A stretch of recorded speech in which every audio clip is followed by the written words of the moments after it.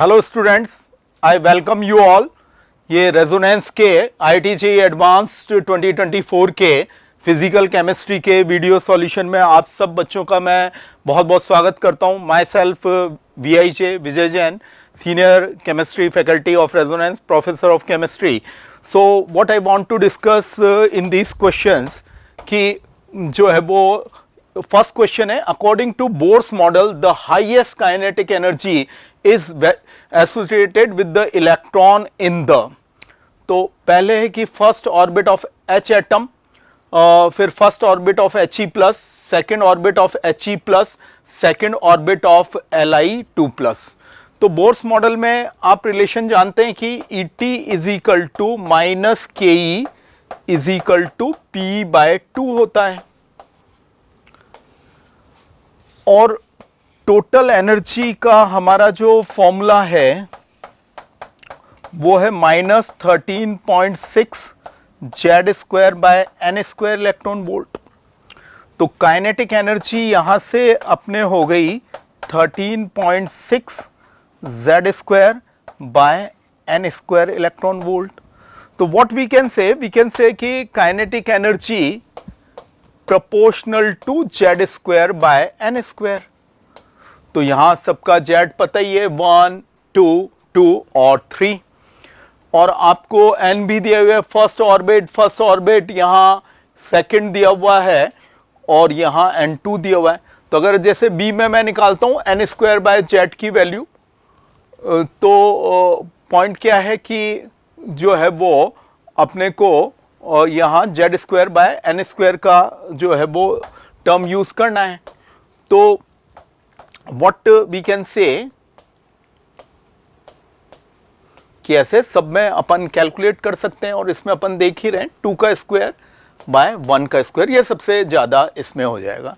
तो हम इस क्वेश्चन को मतलब इजी कैटेगरी का मानेंगे, एटॉमिक स्ट्रक्चर से रिलेटेड है, और ओवरऑल केमिस्ट्री का पेपर जो अपन एनालिसिस करेंगे तो वो मॉडरेट टू टफ साइड में ही रहेगा। जैसे आपको क्लासों में भी बताया जाता है कि जैसे जो भी क्वेश्चन आपके आए पेपर 1 और पेपर 2 में, तो मिला के जैसे 34 क्वेश्चन आए, 17 + 17। तो IIT जो क्वेश्चंस दे रहा है बिल्कुल बैलेंस क्वेश्चन दे रहे हैं, PIO के। तो अगर मैं रफली देखूं तो पेपर सेकंड में ये 6, ये 5 और ये 6 होके मेरे 17 क्वेश्चन हो गए, और पेपर 1 में जो है वो ये 6 हो गया, ये 5 हो गया और ये 6 हो गया। तो आपने बच्चों के मुंह से ऐसे सुना होगा ऑर्गेनिक ज़्यादा है, वो गलत है। बिल्कुल बैलेंस क्वेश्चन है। इसके ओवरऑल 11 हो गए, इसके भी 11 हो गए। अब 34 कैसे आएगा? कोई का तो एक ज़्यादा होगा ही सही, तो उस हिसाब से ही है। तो ये डायरेक्ट एनर्जी का फॉर्मूला है, Z² बाय n² के प्रोपोर्शनल करके। ये अपना एक इजी क्वेश्चन है, होप सभी ने बहुत अच्छे से सही से किया होगा। Now I move to the next question.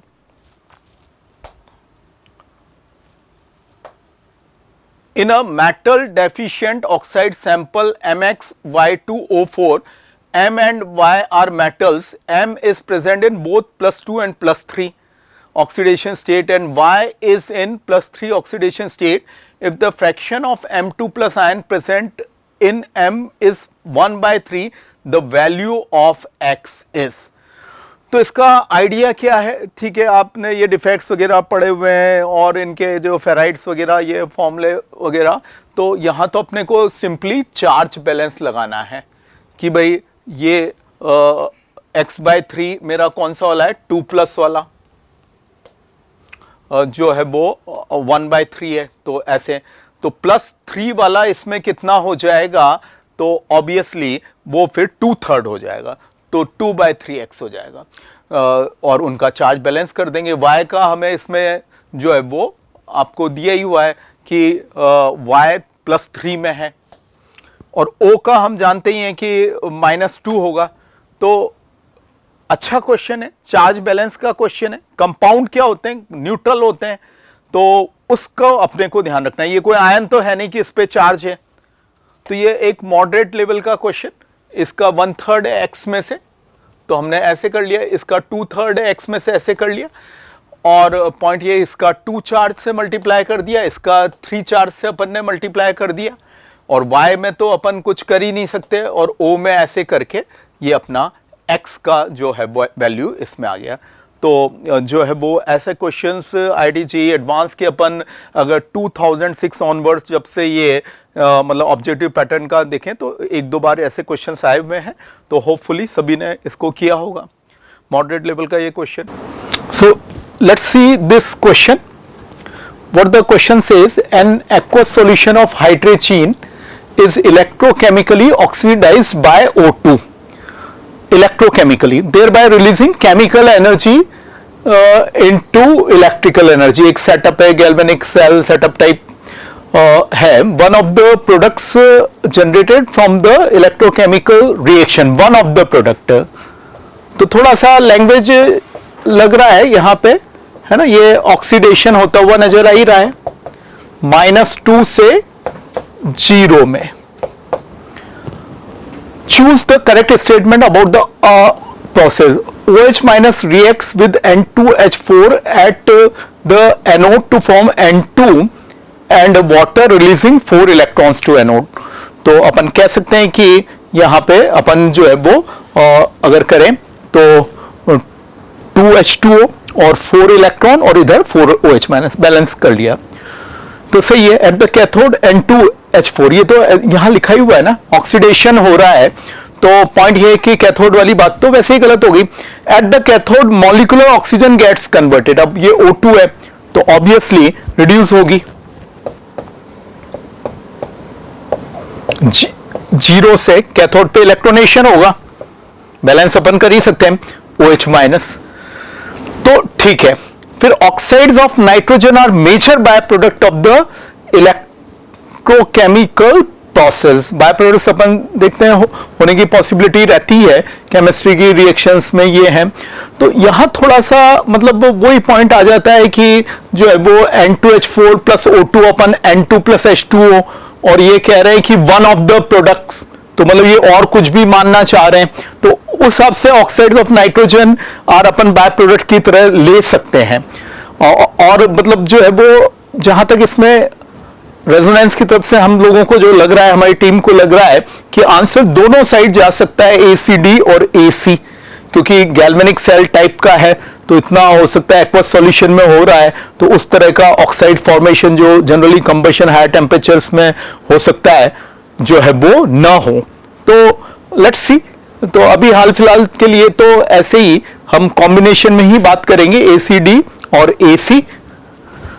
तो ऐसे केसेस में जैसे देखा गया है IIT ने दोनों कॉम्बिनेशन को सही माना है, तो जब भी वो फाइनल की आती है उस हिसाब से आप अपनी बात को इस क्वेश्चन में जैसे मैंने बोला पुट कर सकते हो, क्योंकि एक्वस सॉल्यूशन में तो हो सकता है ऑक्साइड वगैरह जो है वो मेजर भी वर्ड लिखा है यहाँ नीचे, तो बाय प्रोडक्ट तो माइनर ही होते हैं, लेकिन ठीक है वो और भी जो है वो हो सकते हैं। और पॉइंट ये है कि यहाँ तो केवल नाइट्रोजन को एक प्रोडक्ट माना है, तो और प्रोडक्ट्स तो पानी है, तो पानी में तो ये इलेक्ट्रोकेमिकल सेल हो ही रहा है, गैल्वेनिक सेल हो ही रहा है, तो इस हिसाब से यहाँ केवल अपन H2O ले सकते हैं या फर्दर ऐसे कर सकते हैं। तो लेट्स सी, आई होप कि IIT फिर इसमें जो भी आपका चैलेंज होगा तो उसको कंसिडर करते हुए ही आंसर देगी। तो I wish you luck. Now coming to the next question, surface chemistry का question. To form a complete monolayer of acetic acid on 1 gram of charcoal 100 ml of 0.5 molar acetic acid was used. Some of the acetic acid remained unadsorbed. To neutralize the unadsorbed acetic acid, 40 ml of 1 m NaOH solution was required. If each molecule of the acetic acid occupies this much meter square surface area on charcoal, the value of P is। अच्छा, तो हमको एक तरह से surface area, what is the idea कि surface area जो है ये फिट कर देना है, क्योंकि ये 1 ग्राम है, यूनिट मैच कर लो, ये 1 ग्राम है, तो हमें केवल क्या निकाल के लाना है कि भाई नंबर ऑफ मॉलिक्यूल्स निकाल लो।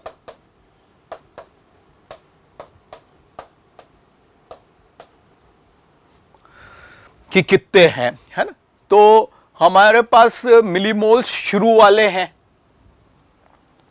और रिमेन्ड अनएब्सॉर्ब्ड, तो ये एक एसिड बेस रिएक्शन हो गई बचे हुए रिमेनिंग के लिए कि भाई आप जानते हो एसिटिक एसिड और NaOH कैसे करते हैं, 1:1 रेशियो में रिएक्ट करते हैं, CH3COOH plus NaOH CH3CONA plus H2O। तो ऑब्वियसली जितने मिलीमोल्स इसके यूज है उतने बच गए थे, है ना, जो है वो रिमेन्ड टू न्यूट्रलाइज दिस, है ना। तो अपन यहां पे लिख सकते हैं कि भाई हमारे पास शुरू में इतने मिलीमोल हैं और हमारे पास इतने बच गए हैं, और मिलीमोल को मोल में बदल लें। और आप क्या करें, जो है वो अब अपन और यूनिट्स में आ रहे हैं, नंबर वाली यूनिट में आ रहे हैं, मोल यूनिट से मोल भी एक काउंटिंग यूनिट है, नंबर वाली में चाहिए तो Na से और मल्टीप्लाई कर देंगे। Na की वैल्यू आपको परेशान नहीं करें, कैलकुलेशन में ऐसी दी हुई है, तो ये यहां पुट किया और ऐसे जो है वो अपने को ये ऊपर पावर जाएगी तो वो नेगेटिव में हो जाएगा। तो this is the concept of the question, calculation भी नहीं है, तो एक मॉडरेट लेवल का क्वेश्चन है। इसको हमने ये इतने मिलीमोल बच गए और फिर वो जो है अपने सरफेस एरिया ये 10⁻⁻² मिलीमोल या मोल सी निकाल दिए, उनको नंबर में बदल दिया और जो है वो पर मॉलिक्यूल कितना सरफेस एरिया अवेलेबल है, तो ये 2500 अपने को आंसर दे रहा है। सो एक मॉडरेट लेवल का क्वेश्चन है, यूनिट के हिसाब से भी हो रहा है, बस एक वो एसिड बेस रिएक्शन के जैसे बैक टाइट्रेशन होती है वैसे एसिटिक एसिड को NaOH से करके किया हुआ है, तो that's all. Now coming to the next question, what the next question says, vessel 1 contains W2 gram of a non-volatile solute X dissolved in W1 gram of water.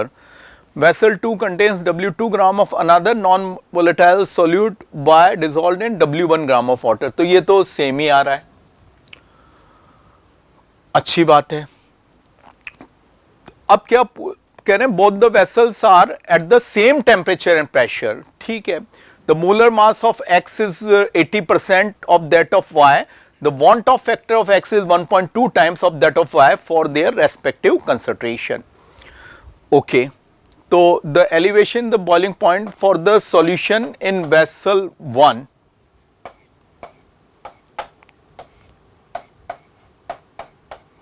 अपने को ये देखना है। तो हम यहां देखें तो हमें ये याद है कि ये फॉर्मूला क्या होता है, डेल्टा TB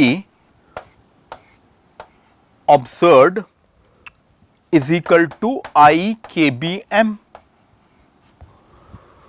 तो IX और IY, the want of factor of X is 1.2 times, तो ये वैल्यू आपको यहां से मिल गई। KB जो है वो कटेगा,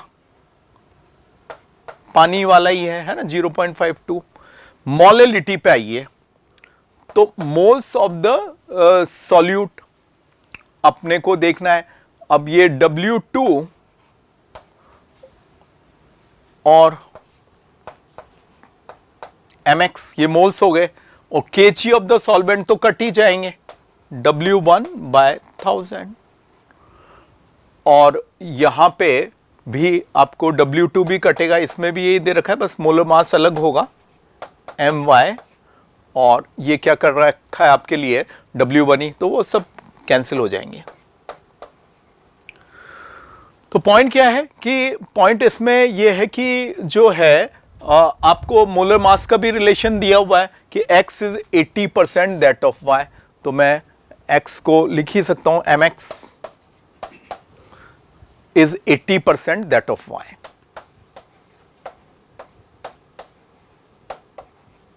ये M से मतलब मैं मोलर मास ले रहा हूं, तो सॉल्व कर लेंगे, कैलकुलेट कर लेंगे, और कितना हो गया परसेंटेज में इनटू 100 और कर देंगे। तो इसको हमने यहां आपके लिए पूरा सॉल्व किया है, परसेंटेज में करना था तो इनटू 100 और कर दिया। तो ओवरऑल मॉडरेट लेवल का ही क्वेश्चन है। केमिस्ट्री का पेपर देखा जाए तो मॉडरेट एंड स्लाइटली टफ वाली साइड में आएंगे, क्योंकि मतलब आप जानते हैं कि इसमें डेटा बहुत ज़्यादा होता है। आज एक रिएक्शन आपको पता चल गई तो समझने में दिक्कत नहीं है, लेकिन कितनी सारी रिएक्शन में से वो रिएक्शन आती है, वो बात भी होती है। और पॉइंट ये है कि फिर कुछ ना कुछ कोई बायोमॉलिक्यूल का आ गया, कोई इनऑर्गेनिक रिएक्शन का आ गया, कोई आपके केमिस्ट्री इन एवरीडे लाइफ का आ गया, फिजिकल का ग्राफ बेस्ड क्वेश्चन आ गया। तो ओवरऑल केमिस्ट्री का पेपर लगने को लग सकता है कि भाई ये तो मॉडरेट टुवर्ड्स इजी है, लेकिन वो हमेशा मॉडरेट टुवर्ड्स टफ होता है स्टूडेंट एंगल के हिसाब से देखें, क्योंकि physical and inorganic and organic सब मिला के और एग्जाम का एनवायरनमेंट ये कभी भी ऐसे नहीं होता है। तो आई होप आपने काफ़ी क्वेश्चंस किए होंगे और बहुत आपके सही भी होंगे। Now coming to the next question, what we discuss in it is a sample chemical kinetics और radioactivity का mixed question है। Initially contains only uranium 238 isotope of uranium. With the time, some of the U-238 radioactively decays into Pb-206, while the rest of it remains undisintegrated. When the age of the sample is P into 10 to the power 8 years, the ratio of mass of Pb-206 to that of uranium-238 in the sample is found to be 7. Okay, and the value of P is given, the half life of this is this. Okay, तो हमें इसमें करना क्या है कि जैसे K है हमें पता है, क्योंकि हमें T हाफ पता है, हमें ये टाइम निकालना है और हमें कंसंट्रेशन की जगह मैं इनिशियल यूरेनियम एटम ले रहा हूं और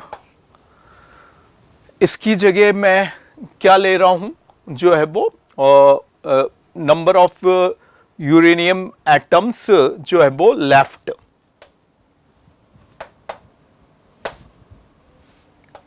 एट टाइम t। अब यहां देखो साफ साफ है कि जो यूरेनियम है वो किस में जा रहा है, Pb-206 में, तो 1 से 1 ही बनेगा। तो हम ये कह सकते हैं कि ये इनिशियली क्या होगा, एक तरह से N t uranium plus N t lead है, क्योंकि कुछ यूरेनियम लेड में चला गया तो एक से एक ही तो मिला, तो अपन ऐसे इनिशियल कर लेंगे। अब इनका कुछ अपने को मास रेशियो दे रखा है, जो है वो the ratio mass to that of this Pb का, और ये मास का डेटा दिया हुआ है to that of uranium time T पे कितना दिया हुआ है, जो है वो 7/1।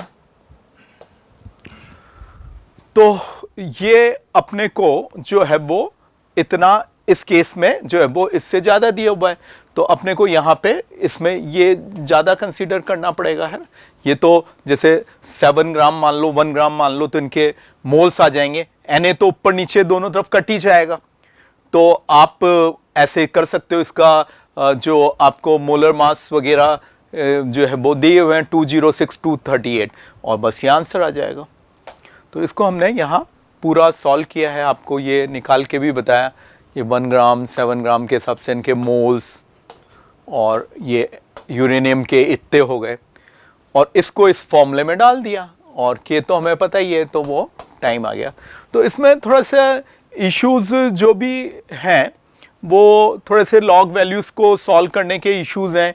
IDG एडवांस ने इसमें केवल log 2 का वैल्यू दिया हुआ है, और जबकि और भी वैल्यूज़ इसमें काम आएगी, तो जो है वो उनको आपको जो भी अप्रोक्सीमेट करके और राउंड ऑफ करके इसको सॉल्व करना है। तो ये इसमें एक बात देखने को मिली कि लॉग की वैल्यूज़ इसमें इतनी प्रॉपरली नहीं थी, तो उस बेसिस पे इसमें ये एक इशू रह जाता है।